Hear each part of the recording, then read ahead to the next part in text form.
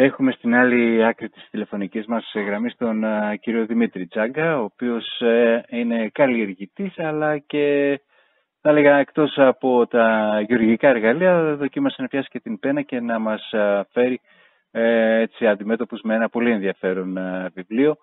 Καλή σας ημέρα καταρχήν, κύριε Τσάγκα. Καλημέρα. Να είστε καλά. Ευχαριστώ και εγώ για την τιμή που μου κάνετε.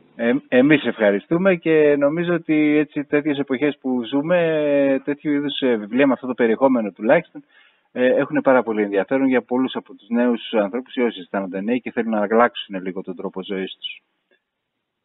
Ναι, ισχύει όντως αυτό. Ναι, ναι, πείτε μας λίγο για την προσπάθεια αυτή. Η αλήθεια είναι ότι δεν υπήρξε κάποιο κίνητρο ώστε να κάνω μια συγγραφική δουλειά. Ήταν κάτι που προέκυψε και προέκυψε κατά την ενασχόλησή μου με τη γη.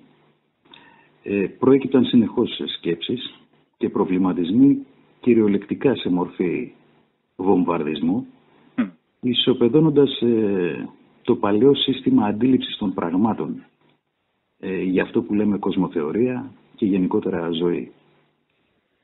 Σκέψεις που εμφανίζονταν κυριολεκτικά στο χώμα, αν μπορώ να το πω έτσι. Αυτό με όθησε να αρχίσω να κάνω μια προσπάθεια και να τις καταγράφω σε χαρτί. Κάποιοι φίλοι λοιπόν που έτυχε να διαβάσουν κάποιες από αυτές με προέτρεψαν να τις επικοινωνήσω.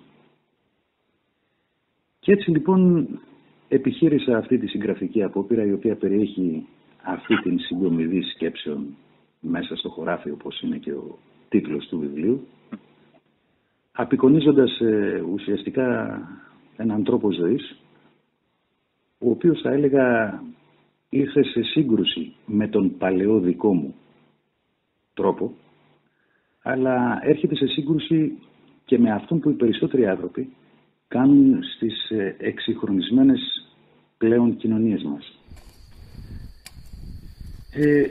Η ζωή, όπως όλοι έχουμε καταλάβει, έχει γίνει εξαιρετικά ταχύτατη και πολύπλοκη. Ο κόσμος είναι πολύπλοκος. Και μέσα σε αυτή την ταχύτητα και την πολυπλοκότητα δεν έχεις χρόνο ούτε καν να σκεφτείς. Δεν προλαβαίνεις. Όλοι ξέρουμε σε ποιο κυνήγι καταναλώνεται ο χρόνος μας. Όλοι έχουμε ξεχάσει την απλότητα. Έχουν ξεχάσει να στέκονται, να τραβάνε, να το πούμε έτσι, χειρόφρενο και να κοιτάνε πίσω τους να δουν τελικά τι έχουν κατορθώσει μέχρι τώρα. Στην περίπτωση αυτή που αναφέρομαι, εγώ ίσως να ήμουν και ο χειρότερος όλων σχετικά με αυτό που λέμε ηλιστικός τρόπος ζωής. Αυτός είναι ένας τρόπος που σε κουράζει πολύ, σε φθείρει, αλλά ταυτόχρονα σου δίνει και την αίσθηση ότι προλαβαίνεις να ρεφάρεις στη ζωή αν κουραστείς και τρέξεις λίγο παραπάνω. Τελικά όμως σε τρώει διάρκεια.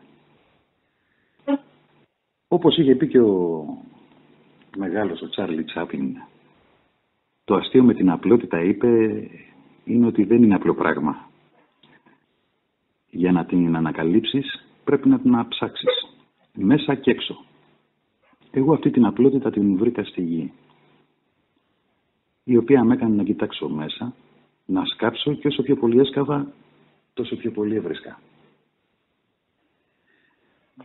Μαζί με την απλότητα μπορεί να πει κανείς ότι διαπιστώνει ότι βρίσκει και την ελευθερία, σε αντίθεση με την πολυπλοκότητα της ζωής που σε αυτή την περίπτωση απολαμβάνεις ποσοστό ελευθερίας.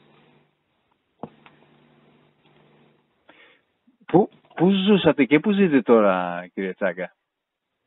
Εγώ γεννήθηκα και μεγάλωσα στο Περιστέρι της Αττικής, στην Αθήνα δηλαδή. Εκεί έζησα και στα 39 μου χρόνια πήρα την απόφαση να μεταβώ και να γίνω εσωτερικός μετανάστης και να έρθω στον τόπο καταγωγής μου, σε ένα ορεινό χωριό των Ιωαννίνων.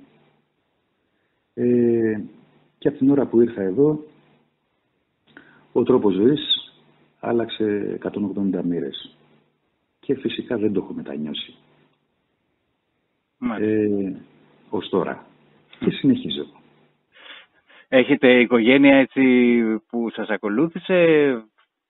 Ναι, έχω οικογένεια, έχω 2 παιδάκια, εγώ η σύζυγος και τα 2 μου παιδιά, τα οποία όταν πήρα την απόφαση να φύγω ήταν μωρά.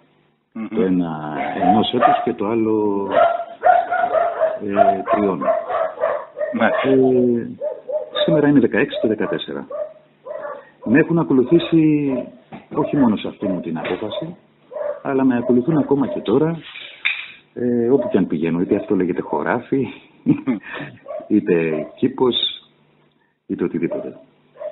Είναι εφικτό για τους ανθρώπους που σας ακούνε και βρίσκονται στο κλίνον άστη να ακολουθήσουν ένα τέτοιο παράδειγμα, ένα τέτοιο τρόπο ζωής? Κοιτάξτε να δείτε. Εγώ θεωρώ πως ναι, είναι εφικτό. Εάν υπάρχει θέληση να αλλάξεις τρόπο ζωής, εάν επιθυμείς να ζήσεις έναν πιο απλό τρόπο ζωής και όχι, όπως είπα πριν, αυτή την πολυπλοκότητα, έτσι όπως έχει διαμορφωθεί η ζωή σήμερα στις Τσιμεντούπολης και στις εξυγχρονισμένες κοινωνίες, ναι, αξίζει προσπάθεια και νομίζω ότι μπορεί να τα καταφέρει κάποιος. Πρέπει να πω ότι δεν είναι και μια απόφαση εύκολη για κάποιον ο οποίος ζει στην πόλη. Θα έχει να αντιμετωπίσει στην αρχή αρκετές δυσκολίες. Και εγώ αντιμετώπισα πολλές δυσκολίες. Όντας παιδί της πόλης, ήμουνα εντελώς άσχετος με τις καλλιέργειες και γενικότερα με τη γη. Μέσα από προσπάθειες, μέσα από κόπο, έμαθα. Και θα έλεγα, δηλαδή αν κάποιος νέος με ρωτούσε αν αξίζει να κάνει την προσπάθεια, θα τον προέτρεπα, θα του δίνα θάρρος να προχωρήσει. Μάλιστα. Δεν ξέρω αν έχετε τώρα κάτι άλλο να συμπληρώσετε. Δυστυχώς ο χρόνος είναι πολύ μικρός, το θέμα είναι πάρα πολύ ενδιαφέρον, αλλά νομίζω ότι και μέσα από την ΕΡΤ θα προσπαθήσουμε να προωθήσουμε το βιβλίο σας, το οποίο δεν είναι οδηγίες πώς σκάβουμε και τι φυτεύουμε ανάλογα με τις εποχές, αλλά και ένας συνολικά τρόπος ζωής γύρω από τη γέα, όπως την ονομάζετε. Ακριβώς. Απλά θα πρέπει να αναρωτηθούμε κάποια πράγματα στο διάβα της ζωής μας, έτσι. Εάν όλες οι πράξεις αυτές οι οποίες κάνουμε στη ζωή μας έχουν στόχο μόνο τη συγκομιδή χρημάτων, είναι τελικά το χρήμα αυτός σκοπός, απομακρυνόμαστε συνεχώς από τη φύση και την επισκεπτόμαστε λες και είναι κάποιο μουσείο μια φορά το χρόνο. Πρέπει να αναρωτηθούμε για όλα αυτά. Μήπως ζούμε σε ένα μάτιο κόσμο? Μπορεί η φύση να παρέχει στον άνθρωπο αυτά που χρειάζεται? Είναι ερωτήματα που αν τα βάλεις κάτω και τα αναλύσεις και τα λύσεις, νομίζω ότι τα πράγματα γίνονται πολύ πιο εύκολα για μια τέτοια μετάβαση. Μάλιστα. Θέλω να σας ευχαριστήσω πάρα πολύ και ελπίζω ότι θα έχουμε τη δυνατότητα να ξαναπούμε πολύ σύντομα. Να είστε καλά και εγώ ευχαριστώ για την τιμή που μου κάνατε. Βεβαίως και θα τα ξαναπούμε. Να είστε. Καλή συνέχεια. Γεια σας.